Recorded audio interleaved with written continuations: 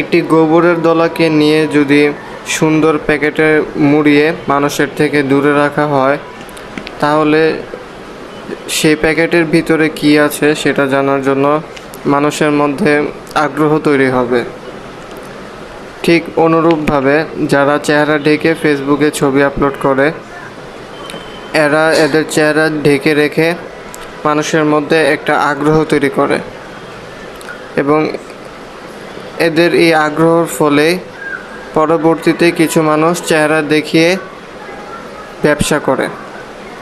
এরা এদের চেহারা দেখানোর মাধ্যমে আয় রোজগার করে বা টাকা ইনকাম করে। সেই জন্যই আমি আমার প্রথম ভিডিওতে বলেছিলাম যে যারা চেহারা ঢেকে রাখে এরাই যারা চেহারা দেখে বেড়ায় এদের উদ্ভাবক।